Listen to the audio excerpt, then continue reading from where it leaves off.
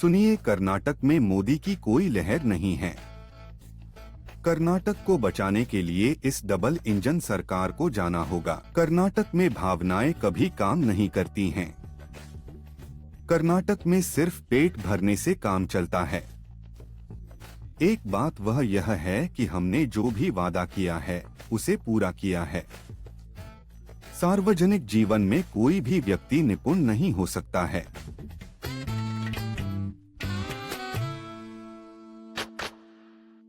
Mister Shiv Kumar, हमसे मिलने के लिए आपका बहुत बहुत धन्यवाद। धन्यवाद प्रणय रॉय। आपको देखकर बहुत अच्छा लगा और मैं देख सकता हूं कि आप बहुत मेहनत कर रहे हैं। 2023 के विधानसभा चुनाव में बढ़ी जीत की भी बधाई। विशाल, इतनी विशाल कि कोई ऑपरेशन लोटस संभव नहीं था। लेकिन कर्नाटक में जो विधानसभा चुनाव जीतता है, ज़रूरी नहीं कि वह लोकसभा चुनाव भी जीते। ऐतिहासिक रूप से कई बार वे जीते हैं, लेकिन कभी कभी वे नहीं जीत पाते। और एक बड़ा मुद्दा जो आ रहा है वह कानून व्यवस्था का है। रामेश्वरम और फिर हुबली हत्या और कांग्रेस प्रतिक्रिया देने में थोड़ी धीमी थी। तो क्या आपके लिए कानून और व्यवस्था के प्रति लोगों के मन में एक बड़ी समस्या है? प्रणय रॉय जी, यह मेरे मीडिया मित्रों की रचना है। कर्नाटक सबसे सुरक्षित जगह है। आप जरा हमारा इतिहास देखिए। हम राज्य की छवि को लेकर बहुत सजग हैं। निसंदेह बेंगलुरु के इस कैफे में जो कुछ हुआ या हुबली में जो कुछ हुआ वह नहीं होना चाहिए था। लेकिन मीडिया जनता के बीच भ्रम पैदा करने की कोशिश कर रहा है। लेकिन कर्नाटक अभी भी एक सुरक्षित जगह है, एक सुरक्षित दाव है और कानून अपना काम करेगा। हम जानते हैं कि वे कौन सी रणनीति अपनाने की कोशिश कर रहे हैं। तुरंत कुछ आरएसएस को लड़कों को उठाया गया और तुरंत ही उन्हें छोड़ दिया गया। वहां बहुत सारे मुद्दे हैं। मैंने भी इस जगह का दौरा किया था। खबर आई कि उस मामले में बीजेपी के लड़के शामिल थे। लेकिन जब मीडिया में खबर आई तो तुरंत उन्हें छोड़ दिया गया और कुछ अन्य नाम सामने आए। इसलिए वे मुद्दों को बिगाड़ने की कोशिश कर रहे हैं। लेकिन वे कह रहे हैं कि आप प्रतिक्रिया देने में इतने धीमे थे, इसलिए कानून और व्यवस्था की यह स्थिति है क्योंकि आप हिंदू विरोधी हैं। क्या यह वह समस्या है जिसका आप इस धारणा के अनुसार सामना कर रहे हैं? हम संविधान के साथ हैं। हम किसी भी समुदाय के साथ नहीं हैं। हम संविधान के साथ हैं और हमारे संविधान को सभी की रक्षा करनी है। कोई भी समुदाय अन्यथा महसूस नहीं करता। भाजपा को अब महसूस होने लगा है और पहली बार प्रधानमंत्री सीधे तौर पर अल्पसंख्यक आबादी और मुसलमानों के बारे में बोल रहे हैं। इसका मतलब है कि कुछ डर है। लेकिन हमें ये नहीं भूलना चाहिए कि इन सभी ने संविधान के नाम पर शपथ ली है और उन्हें जिनेवा कन्वेंशन से वापस आने के बाद श्री वाजपेयी का भाषण भी याद रखना चाहिए जिसमें उन्होंने हिस्सा लिया था। श्री वाजपेयी जी का दिया गया महान भाषण देश के हर व्यक्ति के लिए एक सीख है। उन्होंने कहा था, देश ज्यादा महत्वपूर्ण है और समाज के सभी वर्गों को साथ लेकर चलना होगा। यही वह भारत है। इन्हें हम आपसे 10 साल पहले मणिपाल में मिले थे और आपने कहा था कि चुनाव जीतने का तरीका 3 सी है: उम्मीदवार, जाति और नकदी। क्या अब भी वैसा ही है? यह भी सही है। इस बार पहली बार सीधी दो तरफा लड़ाई है। जैसे पिछली बार बीजेपी को 51% वोट मिले थे, आपको 50% का आंकड़ा पार करना होगा जिसे आपने पिछली बार 1984 में पार किया था। हमें बताएं कि किस चीज़ से आपको विश्वास है कि आप इस बार इसे पार कर लेंगे, जिसमें सीधी एक साथ एक की लड़ाई है। 3 या 4 सीटों को छोड़कर जहां J.D.S और बीजेपी एक साथ लड़ रहे हैं और जहां कांग्रेस विरोधी वोट थे, कुछ प्रतिशत बदलाव हो सकता है, इसमें कोई संदेह नहीं है। लेकिन कुल मिलाकर मुझे लगता है कि कांग्रेस बेहतर प्रदर्शन करेगी। जब हमारी सरकार होगी तो हम सारे रिकॉर्ड तोड़ देंगे, चाहे वह कहीं भी हो। पिछली बार जब हमने J.D.S से हाथ मिलाया था तो केवल श्री के सुरेश ही जीते थे, केवल एक सीट। 26 सीटें बीजेपी के खाते में गई थीं। लेकिन इस बार ऐसा नहीं होगा। क्या आपको लगता है कि यह क्लीन स्वीप होगा? नहीं, यह क्लीन स्वीप नहीं होगा, लेकिन ये विधानसभा चुनाव के नतीजों जैसा ही होगा। ऐसा क्यों है कि कर्नाटक ने अपनी उस प्रवृत्ति को उलट दिया और इतना अधिक मतदान हुआ? क्या यह सचमुच करीबी चुनाव है और लोगों की इसमें दिलचस्पी है, या ऐसा इसलिए है क्योंकि आपके 5 वादे काम कर रहे हैं? चुनाव दो बातों पर हो रहा था। बीजेपी ने भावनाओं में बहकर ऐसा करने की कोशिश की और वे मोदी कार्ड खेलने की कोशिश कर रहे थे। इसलिए कर्नाटक में मोदी की कोई लहर नहीं है। यहाँ विकास भी है, आजीविका भी है। महंगाई, बेरोजगारी और किसानों पर कोई बात नहीं करता। उन्होंने जो भी वादे किए थे B.J.P की पिछली सरकार ने जनधन खाता खुलवाना, पैसा देना, नोटबंदी करके काला धन निकालना। अंततः वे अमीरों को छोड़कर समाज के किसी भी वर्ग को संतुष्ट नहीं कर सके। वे केवल भावनाओं को संतुष्ट कर सकते थे, लेकिन वह भावना काम नहीं आई। हमने महंगाई को देखा और माना कि यह एक बड़ा मुद्दा है, बेरोजगारी एक बड़ा मुद्दा है, किसान की मदद करना एक मुद्दा है। इस तरह हमने 5 गारंटी के जरिए उनकी मदद की। केपीसीसी के अध्यक्ष होने के नाता मैंने इन 5 गारंटियों तैयार किया था और हम सभी ने एक साथ काम किया। अंततः हम बहुत सफल रहे।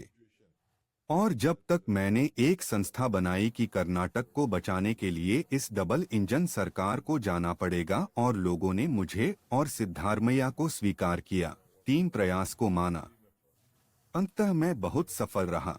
एक चीज़ जिसके बारे में आप इस समय बहुत मजबूत हैं और इसका असर हो रहा है, और वह आपकी रणनीतियों में से एक है, आप इसे हमें समझा सकते हैं, और वह यह है कि फेडरलिज्म संविधान का हिस्सा है।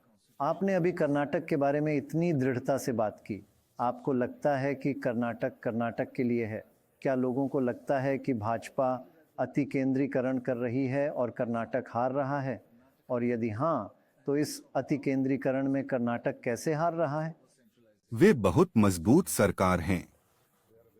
यहाँ ऑपरेशन लोटस शुरू करने के बाद उनके पास अच्छी संख्या है। केंद्र में भी उनकी अच्छी मजबूत सरकार है। एक दिन के लिए भी राज्यसभा या लोकसभा के सांसदों ने कर्नाटक की रक्षा के लिए अपना मुंह नहीं खोला। उनमें से कोई भी कर्नाटक की समस्या का प्रतिनिधित्व करने के लिए प्रधानमंत्री या वित्त मंत्री से नहीं मिला। उनमें से कोई भी मुद्दों के पीछे खड़ा नहीं हुआ, चाहे वह जल या भूमि विवाद हो या कोई भी विवाद हो। माननीय मुख्यमंत्री श्री बोम्मई इस बारे में विधानसभा में बोले। उन्होंने कहा, आइए हम सब मिलकर इस स्थिति से लड़े। इसीलिए श्री सुरेश ने इस बजट के बाद इसे संसद में उठाया और उन्होंने कहा कि उचित हिस्सा नहीं दिया गया है। हम महाराष्ट्र के बाद इस देश के दूसरे सबसे बड़े करदाता हैं। हमें उसका सिर्फ 13% मिल रहा है। बाकी उत्तर भारत की ओर जा रहा है। ठीक है, कुछ रणनीति तय हुई है, लेकिन हम अपना हक, अपना टैक्स, अपना अधिकार मांग रहे हैं। अंततः वे सिंचाई के लिए या बेंगलोर के विकास के लिए धन जारी मुहैया नहीं करा सके, और ये वे वादे हैं जो प्रधानमंत्री और वित्त मंत्री ने बजट में किए थे। आप कह रहे हैं कि केंद्र कर्नाटक के साथ भेदभाव कर रहा है। हाँ, इसीलिए हम हारे। इसलिए फेडरलिज्म संविधान का हिस्सा है। हाँ, इसीलिए हम हारे। इस सूखे में हमें दिल्ली जाना पड़ा, हमें कोर्ट जाना पड़ा।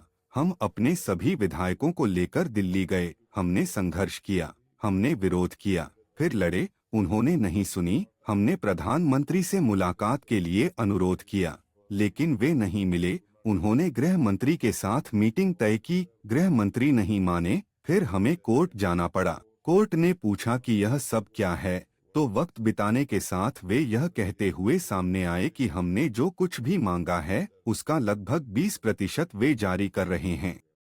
अब जब आप प्रचार करने जाते हैं तो वे 2 या 3 चीजें क्या हैं जो आप लोकसभा के लिए लोगों से वादा कर रहे हैं? उन्हें श्री मोदी के बजाय आपको वोट क्यों देना चाहिए? एक बात यह है कि हम जो भी वादा करते हैं उसे पूरा करते हैं। इस देश में किसी भी राजनीतिक दल ने ऐसा नहीं किया। एक राज्य होने के नाते, एक राष्ट्रीय पार्टी होने के नाते हम जो भी गारंटी देते हैं उसे पूरा करते हैं। कर्नाटक विधानसभा चुनाव से पहले मैं और हमारे सीएम, जो उस समय विपक्ष के नेता थे, और मैं K.P.C.C का अध्यक्ष था, हम दोनों ने प्रियंका गांधी के सामने एक चेक पर हस्ताक्षर किए। हमने यहाँ एक महिला सम्मेलन आयोजित किया जिसे नानाकी कहा जाता है। फिर 200 यूनिट बिजली, 2000 रुपए परिवार की प्रत्येक महिला मुखिया को धन उपलब्ध कराया गया। हम दोनों ने इस पर हस्ताक्षर किए। हमने इसे पूरा करने की प्रतिबद्धता जताई थी और कैबिनेट गठन के पहले दिन ही हमने इसे लागू कर दिया। इसलिए इससे कर्नाटक के मतदाताओं में विश्वास आया कि कांग्रेस पार्टी जो भी वादा करेगी उसे पूरा करेगी। भाजपा के मामले में ऐसा नहीं है। उन्होंने इतने वादे किए थे कि वे पूरे नहीं कर सके, इसीलिए लोग उन्हें वोट नहीं दे रहे हैं। मेरी जगह तुम बस में जा सकते हो, बस में बैठ सकते हो। आप बस में बैठें और आप बस में किसी भी महिला से पूछ सकते हैं, वह आपको बता देगी। हम अपना वादा निभा रहे हैं। बिजली क्षेत्र में कम से कम 1,60,00,000 परिवार लाभान्वित हो रहे हैं। 1,20,00,000 परिवार की मुखिया महिलाओं को यह मिल रहा है और सभी महिलाएं, हर दिन लगभग 60 लाख महिलाएं मुफ्त यात्रा कर रही हैं। वे जहां चाहे जितनी चाहे यात्रा कर सकती हैं। इसके अलावा उन्हें 10 किलोग्राम चावल मिल रहा है और युवाओं को रोजगार मिल रहा है। 10 किलोग्राम चावल? हाँ, सभी को 10 किलोग्राम चावल मिल रहा है। 10 किलोग्राम में से 5 किलोग्राम चावल हमें केंद्र सरकार से खरीदना होता है और हम इसे 34 रुपए प्रति किलोग्राम की दर से खरीदते हैं, यानी 5 किलोग्राम 170 रुपए में। एक परिवार में 4 सदस्य हैं तो उन्हें करीब 700 रुपए मिलते हैं। किसी भी महिला से पूछ लीजिए, हर किसी के पास हर महीने 2000 रुपए पहुंच जाते हैं। कोई बिचौलिया नहीं, सब कुछ डीबीटी हस्तांतरण प्रक्रिया के माध्यम से होता है। तो हम जो भी वादा कर रहे हैं उसे लगभग 92% पारदर्शी तरीके से पूरा कर रहे हैं। क्या आपको लगता है कि आप जो कर रहे थे, बीजेपी जो कर रही है उसका मुकाबला कर रही है? वे किसानों को 6,000 रुपए देते हैं, वे आवास अरण देते हैं, वे एलपीजी देते हैं। L.P.G इसका दाम 400 रुपए था, लेकिन अब 1,100 रुपए हो गया है। लोगों के विरोध के बाद सभी पेट्रोल पंपों से मोदी जी के होर्डिंग्स हटा दिए गए हैं। अब दबाव पड़ने के बाद, विरोध का सामना करने के बाद और जब वे तेलंगाना और कर्नाटक चुनाव हार गए, तो बीजेपी को एहसास हुआ कि उन्हें किसी तरह महिलाओं का दिल जीतने की कोशिश करनी होगी। आपके पूर्व सहयोगी जेडीएस के साथ क्या हुआ? मैं जानता हूं कि वे घटकर मात्र 13% पर आ गए हैं।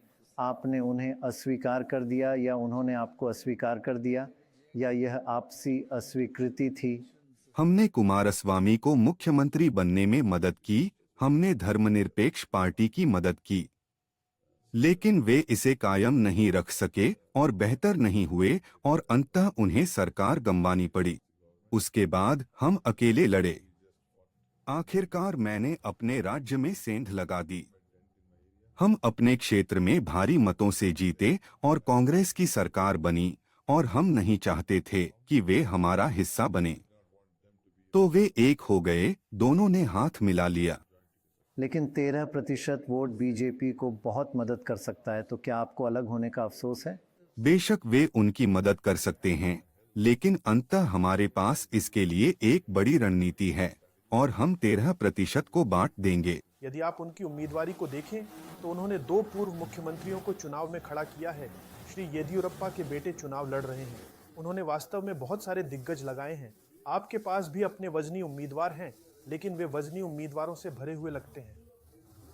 मैसूर के पुराने महाराजा, उन्होंने सभी दिग्गजों को मात दे दी है। अब क्या इसका कोई असर होने वाला है?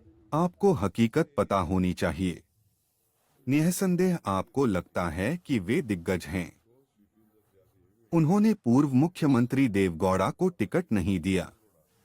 उन्होंने शोभा करंदलाजे को उनके अपने क्षेत्र से हटा दिया। फिर उन्होंने 3 पूर्व केंद्रीय मंत्रियों को टिकट नहीं दी और अंततः 14 वर्तमान सांसदों को टिकट नहीं दिया गया। इससे पता चलता है कि वे कमजोर हैं, इसलिए उन्होंने नए चेहरे उतारने की कोशिश की है।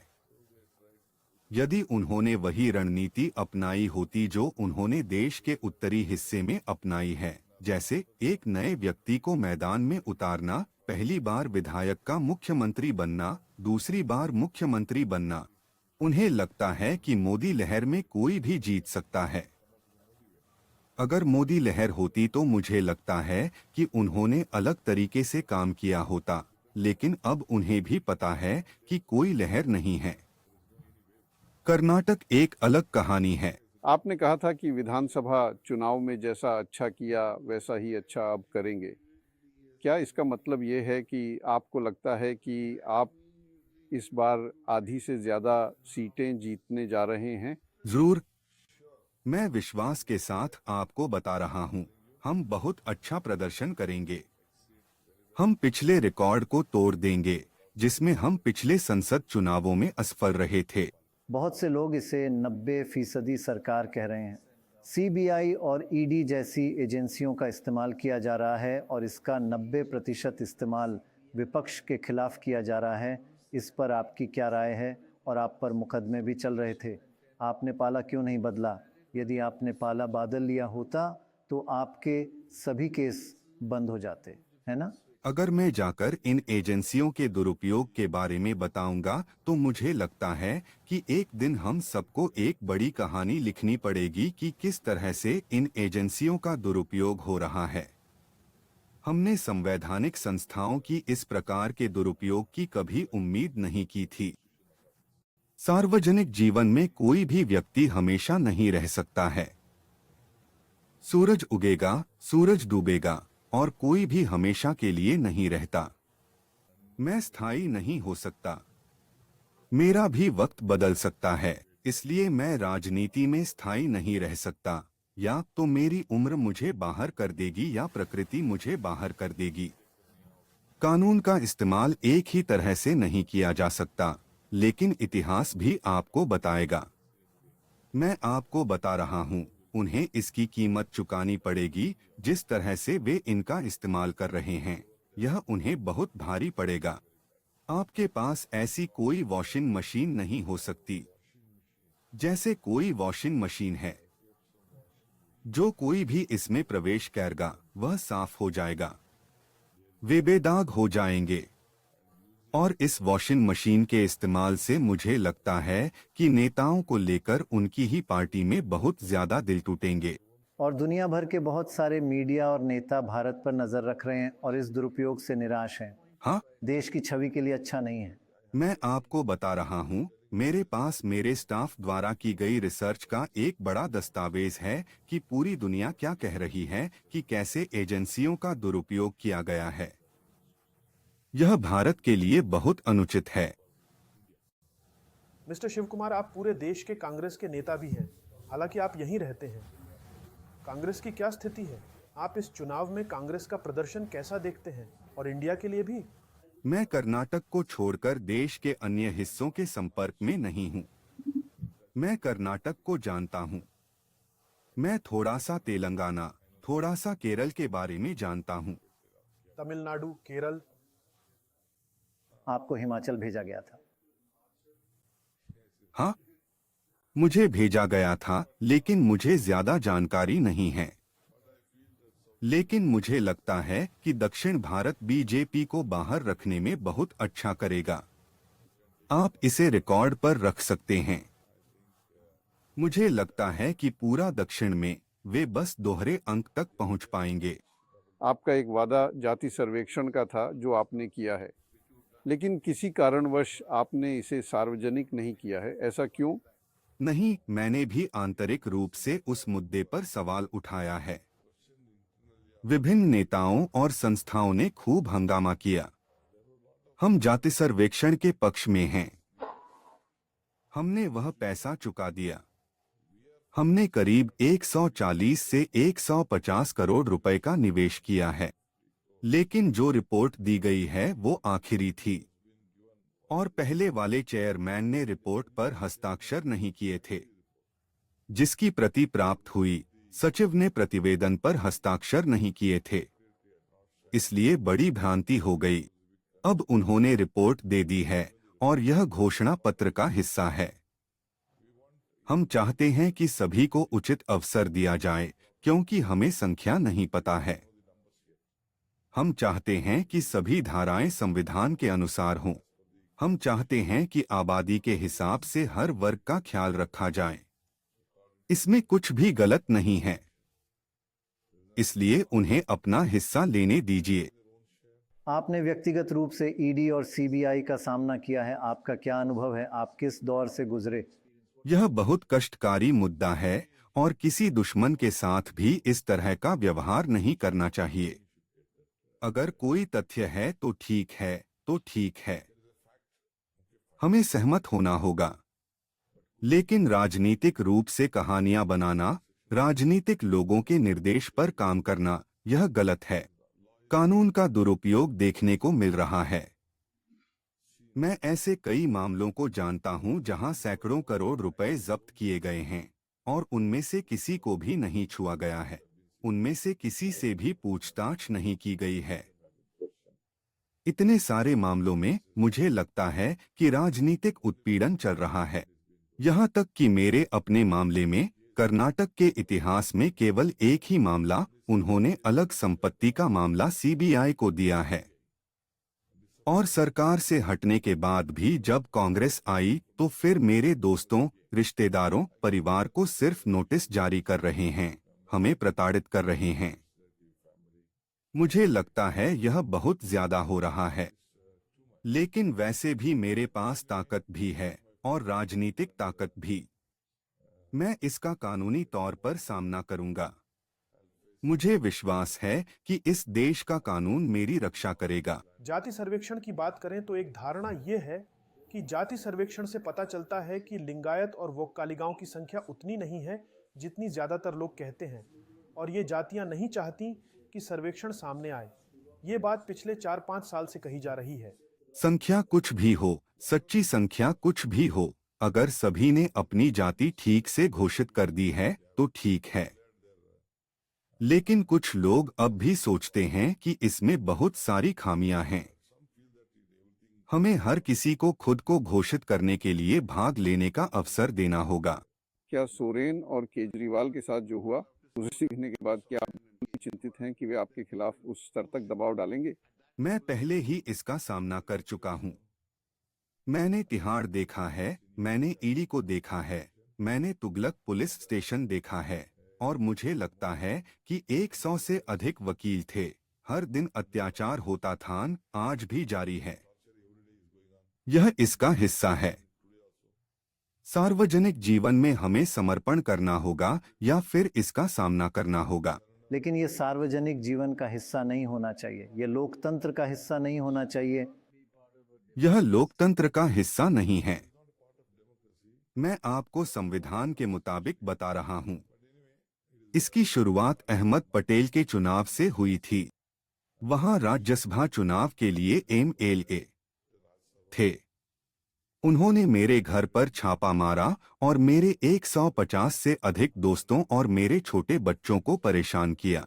हमें बहुत सारी समस्याओं का सामना करना पड़ रहा है, लेकिन फिर भी हम क्या कर सकते हैं? हमें जिंदा रहना है। मैं तुम्हें एक कहानी सुनाता हूँ, कर्नाटक से कई साल पहले, जिसने मेरे चुनाव संबंधी मस्तिष्क को प्रभावित किया था। एक गांव में एक व्यक्ति नारियल बोने वाला एक पेड़ से नीचे उतार रहा था और मैंने कहा, आपने केंद्र के लिए किसे वोट दिया? उसने कहा, कांग्रेस। आप राज्य में किसे वोट दे रहे हैं? उन्होंने कहा कि बीजेपी। मैंने कहा, अलग क्यों? उन्होंने कहा, क्योंकि मेरे गांव में अगर एक ही पान की दुकान होती तो वह कोई भी कीमत वसूलते, इसलिए मुझे एक दूसरे पर नियंत्रण रखने के लिए दो की आवश्यकता है। तो इस बार आपके पास एक पान की दुकान है, क्या वे आप पर नियंत्रण बनाए रखने के लिए किसी और को वोट देंगे? मुझे ऐसा नहीं लगता। अब सभी आम आदमी यह देख रहे हैं कि उन्हें क्या फायदा होगा। देखिए, बीजेपी ने क्या वादे किए थे कि हम सबकी आय दोगुनी करने जा रहे हैं। किसानों की आय दोगुनी होगी। कोविड के समय सरकार लोगों के साथ खड़ी नहीं हुई। इससे उन्हें काफी दुख पहुंचा है और मुझे लगता है कि इसका असर इस पर पड़ेगा। एक सवाल, क्या धर्म या राम मंदिर मुद्दा इस अभियान में कोई भूमिका निभा रहा है या कर्नाटक में ये कोई मुद्दा नहीं है? यहाँ हमारे अपने स्थानीय देवता हैं जिनसे लोग जुड़े हुए हैं। यहाँ हम हनुमान की इबादत करते हैं। राम मंदिर यहाँ कोई मुद्दा नहीं है। यह कोई मुद्दा नहीं है। इसमें कोई शक नहीं, हम इसका सम्मान करते हैं। धर्म एक व्यक्तिगत आस्था है। आप इसका राजनीतिक इस्तेमाल नहीं कर सकते। वे राजनीतिक पहलू ला रहे हैं क्योंकि वे अपनी लड़ाई हार चुके हैं। वे राम मंदिर का इस्तेमाल कर रहे हैं। क्या राम मंदिर हमारी मदद करने की कोशिश करेगा? इसीलिए मैंने कहा कि कर्नाटक में भावनाएं कभी काम नहीं करती। कर्नाटक में सिर्फ पेट भरने से काम चलता है। लेकिन मुझे बताइए, पिछली बार पुलवामा यहाँ महत्वपूर्ण था और वह काफ़ी भावनात्मक था। पुलवामा महत्वपूर्ण था और आप कह रहे हैं कि राम मंदिर पुलवामा जितना भावनात्मक या मजबूत नहीं है। आपके कहने का मतलब ये है? हर दिन रविवार नहीं हो सकता। राजनेता के तौर पर लोग हमें मौका देते हैं, इसलिए 10 वर्षों में उन्हें जो लाभ मिलेगा वह महत्वपूर्ण है। देखिए, जब यूपीए की सरकार थी तो बहुत सारे अधिनियम पारित किए गए जिससे आम आदमी को लाभ हुआ। U.P.A1 अधिकार कानून लाई जिससे किसानों को जमीन मिली। नरेगा लागू किया गया जिससे रोजगार मिला है। शिक्षा का अधिकार कानून लाया गया जिससे शिक्षा तक पहुंच मिली है। फिर सूचना का अधिकार लागू किया गया। इस तरह यूपीए ने अपने कानून लाई जिससे आम आदमी को मदद मिली है। 10 साल में एक भी कानून बताएं जिससे आम आदमी को मदद मिली हो। मैं कोई बुद्धिमान व्यक्ति नहीं हूं, मैं सिर्फ एक ग्रामीण व्यक्ति हूं। कृपया मुझे पिछले 10 वर्षों में लाए गए एक कानूनों के बारे में बताएं जो आपका पेट भरता हो। पिछली बार ये पुलवामा प्लस मोदी था और आप कह रहे हैं कि इस बार कोई पुलवामा नहीं है और राम मंदिर यहाँ उतना महत्वपूर्ण नहीं है। लेकिन क्या मोदी का करिश्मा एक महत्वपूर्ण मुद्दा है जिसका आप सामना कर रहे हैं? मैंने आपसे तुमसे कहा था कि वे एक नेता हैं और हमें उनका सम्मान करना होगा। वह अलग बात है। लेकिन आखिरकार अब लोग यह देखते हैं कि इस सरकार से उन्हें क्या फायदा हुआ है। वह एक जन नेता हैं, वे एक अच्छे वरिष्ठ नेता हैं, वे प्रधानमंत्री हैं। हम उनका सम्मान करते हैं। लेकिन आखिरकार उन्होंने मुझे क्या दिया? उन्होंने कर्नाटक को क्या दिया? बजट में उन्होंने कर्नाटक से जो भी वादा किया, मैं भी एक सिंचाई मंत्री हूं। उन्होंने हमें भद्रा रिजर्व के लिए पैसे देने का वादा किया। उन्होंने लगभग 5200 करोड़ का वादा किया था। बजट 400 करोड़ रुपए का प्रावधान किया था। उन्होंने 1 रुपया जारी नहीं किया। उन्होंने हमें हमारी महादायी जल समस्या का समाधान नहीं करने दिया। कुछ नहीं। मेकेदातु पर कोई मदद नहीं। बेंगलुरु बहुत महत्वपूर्ण है। आप कह रहे हैं कि मोदी प्रभाव अब कम है। मुझे कोई असर नहीं दिख रहा है। आप बस मेरी एक बात का जवाब दीजिए। 14 सदस्य मौजूदा सदस्य, उन्हें टिकट नहीं दिया गया है। क्यों? क्या वे बुरे हैं?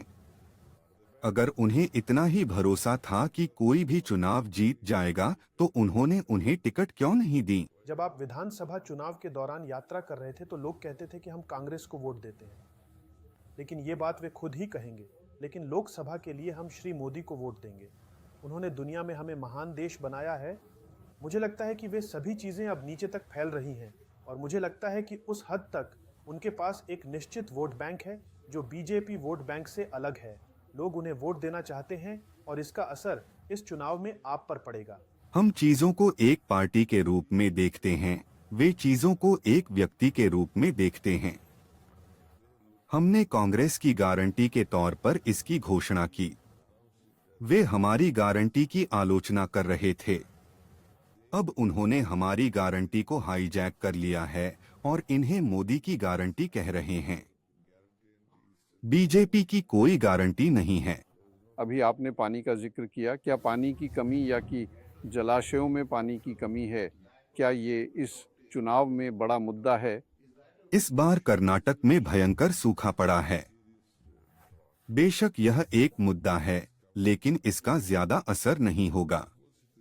जहां तक पीने के पानी का सवाल है, हमने इस मुद्दे पर काबू पा लिया है।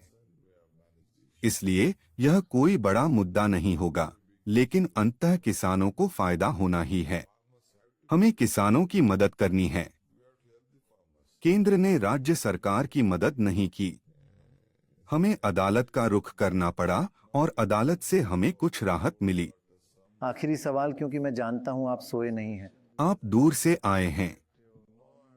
आपा मुझसे सवाल पूछो। आपसे मिलकर बड़ा अच्छा लगा। अब मैं आपसे केवल ये पूछना चाहता हूं कि यदि इंडिया गठबंधन जीतता है तो प्रधानमंत्री कौन होगा और आप किसे प्रधानमंत्री के रूप में देखना चाहेंगे?